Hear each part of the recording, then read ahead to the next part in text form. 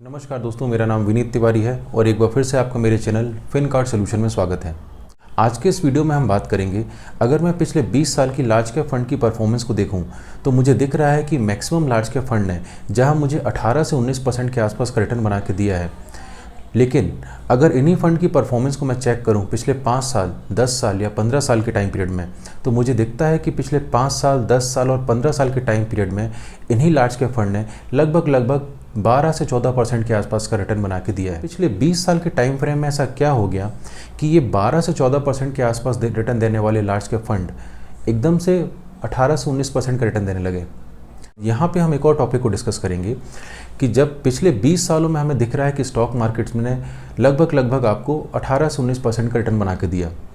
अगर हम 10 साल, 15 साल और 5 साल की भी बात करें तो कहीं ना कहीं लार्ज कैप फंड ने आपको आसानी से 12 से 13-14% का रिटर्न बना के दिया है। लेकिन इस 12 से 14% का कंपाउंड रिटर्न बनाने के बाद भी काफ़ी सारे इन्वेस्टर हैं जिन्होंने म्यूचुअल फंड से या तो रिटर्न बनाया ही नहीं या तो 15, 20, 25% का रिटर्न बना के म्यूचुअल फंड से एग्जिट कर गए। तो चलिए वीडियो को स्टार्ट करते हैं।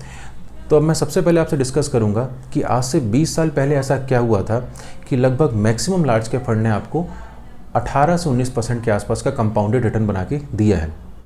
तो आप सभी लोग स्क्रीन में सामने देखिएगा, आपको सामने स्क्रीन में निफ्टी 50 का एक ग्राफ दिख रहा होगा। इस ग्राफ को मैं अच्छे से देखूं तो आपको दिख रहा होगा सन 2000 से 2003 के आसपास कहीं ना कहीं आपको दिख रहा होगा एक .com बबल आया था और इस .com बबल के कारण मार्केट में एक करेक्शन आया था और उस करेक्शन में आपको दिख रहा होगा फरवरी 2000 के आसपास जो आपका निफ्टी लगभग 1700 पॉइंट के आसपास था, 2003 आते आते वही आपका निफ्टी गिरते गिरते लगभग 950 पॉइंट के आसपास का पहुंच चुका था।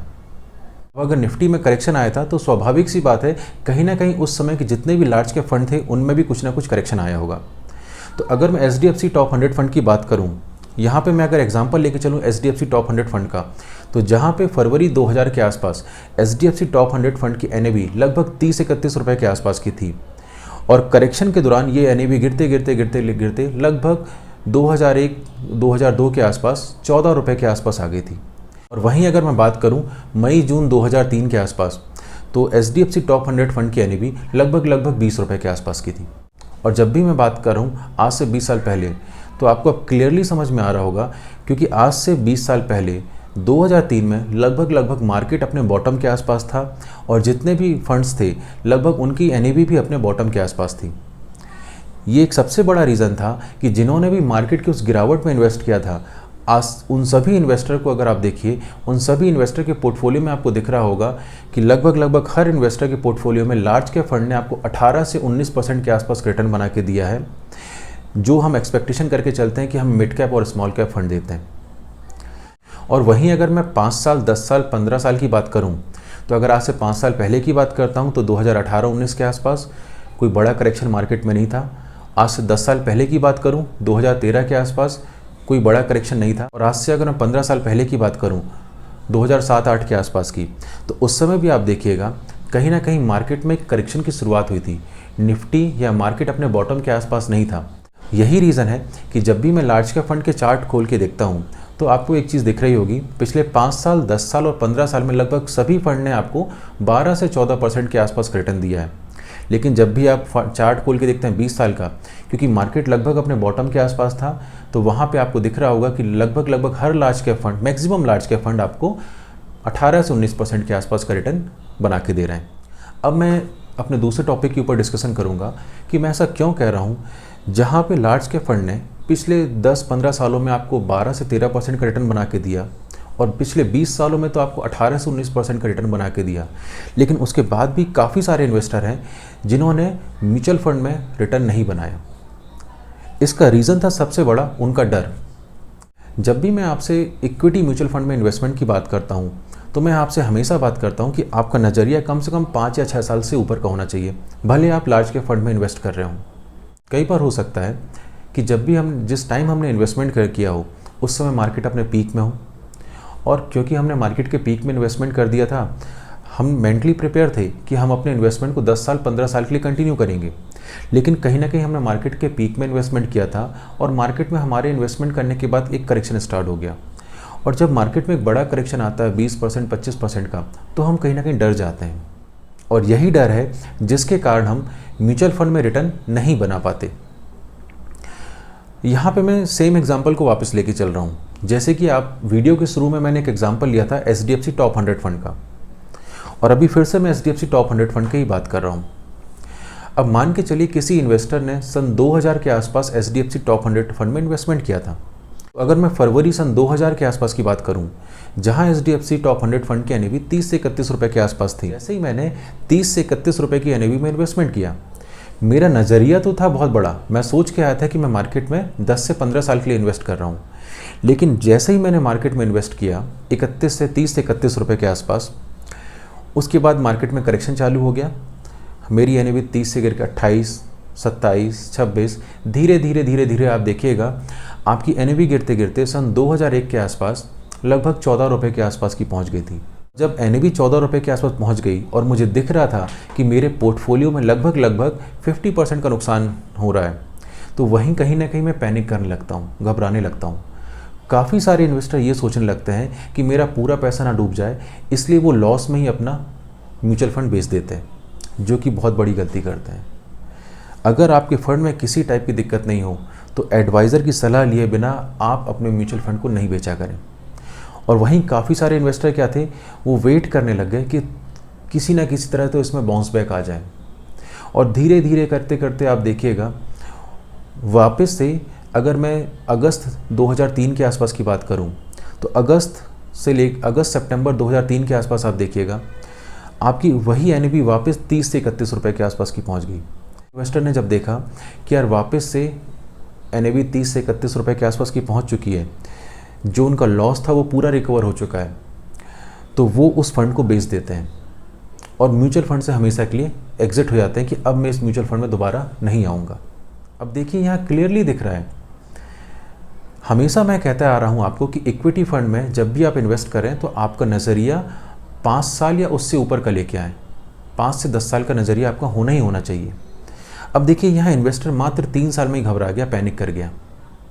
और ऐसे जितने भी इन्वेस्टर हैं जो इन्वेस्टमेंट तो ये सोच के करते हैं कि वो हमेशा 10 से 15 साल के लिए इन्वेस्ट करेंगे, लेकिन मार्केट में करेक्शन के कारण वो जो डर उनके मन में आता है कि हमारा पैसा डूब ना जाए, वो डर ही है जो ऐसे इन्वेस्टर को कभी भी पैसा बनाने नहीं देता। आज मैं ये डिस्कशन आपसे इसलिए कर रहा हूँ क्योंकि देखिए मार्केट में ये छोटे मोटे करेक्शन तो आते रहेंगे, लेकिन किसी भी टाइप के करेक्शन में आपको डरने की ज़रूरत नहीं है। हाँ, अगर मार्केट में बड़ा करेक्शन आ रहा है तो उस करेक्शन में आप पार्टिसिपेट करिए, और हर बड़ी गिरावट में आपको म्यूचुअल फंड में इन्वेस्ट करना चाहिए। जैसे कि पहले मैंने डिस्कस किया कि अगर हर बड़ी गिरावट में आप इन्वेस्ट करेंगे तो हमेशा आप एक बड़ा रिटर्न बना के निकलेंगे। अब देखिए यहाँ पे ये वीडियो बनाने का एक ही रीज़न है, अभी पिछले दिनों में कुछ इन्वेस्टर से मिल रहा था और लकीली उन्होंने कोविड के टाइम पीरियड में मार्च अप्रैल के आसपास का इन्वेस्टमेंट उन्होंने किया हुआ है। अब क्योंकि उन्होंने मार्च से अप्रैल में इन्वेस्टमेंट किया था तो काफ़ी सारे फंड उनके 2 से 3 गुना हो चुके हैं। अब वो 2 से 3 गुना हो गए, वो मेंटली प्रिपेयर थे कि उनने इन्वेस्टमेंट किया है 15 से 20 साल के टाइम पीरियड के लिए, लेकिन वो बार बार मुझसे एक क्वेश्चन पूछ रहे थे, क्या हम इस फंड को बेच के निकल जाएं और हम इंतज़ार करें मार्केट में करेक्शन का। तो देखिए मार्केट में करेक्शन का इंतज़ार करें, मार्केट में करेक्शन कब आएगा ये किसी को नहीं मालूम, ना मुझे मालूम है। देखिए यहाँ पे ये सब बातें मैं इसलिए कर रहा हूँ, देखिए मार्केट में तो उतार चढ़ाव आते रहेंगे, चाहे मैं 2000 से 2003 के करेक्शन की बात करूं, चाहे 2008 से 2009 के करेक्शन की बात करूं, चाहे मैं कोविड क्राइसिस की बात करूं, हर बार मार्केट में एक बड़ा करेक्शन आता है। और जब भी मार्केट में एक बड़ा करेक्शन आता है वो हमें एक मौका देता है कि वहाँ पे हम इन्वेस्ट करें। अब आपको क्लियरली दिख रहा होगा जिस इन्वेस्टर ने 2003 में इन्वेस्ट किया था, आज वो भी लार्ज कैप में 18 से 19% का रिटर्न कमा रहे हैं। और आप आगे भी देखिएगा, जिस भी इन्वेस्टर ने 2008 की मंदी में इन्वेस्टमेंट किया होगा, जब निफ्टी आपका 2500 से 3000 के पॉइंट के आसपास पहुंच चुका था, वो भी इन्वेस्टर देखेंगे कि 2028 से 2029 के आसपास उनका लार्ज कैप फंड भी उनको आसानी से 19 से 20% का रिटर्न दे रहा होगा।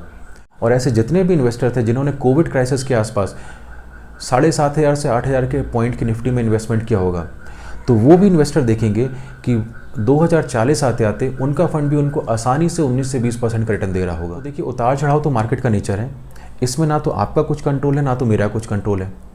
हम मार्केट में लंबे समय के लिए इन्वेस्ट करके ही एक अच्छा रिटर्न बना सकते हैं। और कभी भी आपने अगर मार्केट की गिरावट में इन्वेस्ट किया हो तो आप हमेशा देखोगे कि आपका फंड हमेशा एक अच्छा रिटर्न बना के आपको देगा लॉन्ग टर्म में। तो जब भी मैं म्यूचुअल फंड में इन्वेस्टमेंट की बात करूंगा तो आप हमेशा याद रखिएगा, यहाँ केवल आपको 2 चीज़ों की रिक्वायरमेंट है। पहली रिक्वायरमेंट है आपके पेशेंस की। आप जितना ज़्यादा पेशेंस बना के रखेंगे, अगर आपने किसी अच्छे फंड में इन्वेस्टमेंट किया है, चाहे वो लार्ज कैप कैटेगरी का हो, चाहे फ्लेक्सी कैप कैटेगरी का हो, चाहे मिड कैप का हो, चाहे स्मॉल कैप का हो, हमेशा आप देखेंगे कि अगर आपने अपना पेशेंस बना के रखा हुआ है तो 15 से 20 साल के टाइम पीरियड में हर फंड आपको एक अच्छी वेल्थ क्रिएट करके देता है। और दूसरा सबसे बड़ा रीज़न है अपने डर पे काबू पाने का। देखिए, मार्केट में छोटे मोटे करेक्शन आते हैं जाते रहेंगे, और ये करेक्शन पहली बार तो आ नहीं रहे। इन करेक्शन में घबराने की ज़रूरत नहीं है। और अगर करेक्शन ख़त्म होने के बाद आपको लगता है कि आपका portfolio no profit no loss में आ चुका है, तो उसमें भी पैनिक करके अपना फंड ना बेचें। आप मार्केट में बने रहें, आप देखेंगे लंबे समय में मार्केट हमेशा आपको आपकी वेल्थ क्रिएट करके देगा। और मैंने कई वीडियो में डिस्कस कर चुका है कि करेक्शन कब नहीं आया। इंदिरा गांधी की हत्या हुई होगी, मार्केट में करेक्शन आया। राजीव गांधी की हत्या में करेक्शन आया। कारगिल युद्ध हो गया आपका, तब भी मार्केट में करेक्शन आया। सन 2000 का .com बबल, मार्केट में करेक्शन आया आपका। उसके बाद यूएस ने अफगानिस्तान पे हमला कर दिया, मार्केट में करेक्शन आया आपका। सन 2008 का इकोनॉमिक क्राइसिस आ गया, मार्केट में वापस से करेक्शन आ गया। अपने यहाँ जीएसटी हुआ, करेक्शन आया। नोटबंदी हुई, मार्केट में छोटा मोटा करेक्शन आया। रिसेंटली कोविड क्राइसिस आया, मार्केट में फिर करेक्शन आया। तो मार्केट में हर 4-5 साल में किसी न किसी बहाने से करेक्शन तो आते रहेंगे। इन करेक्शन में हमें घबराने की ज़रूरत नहीं है।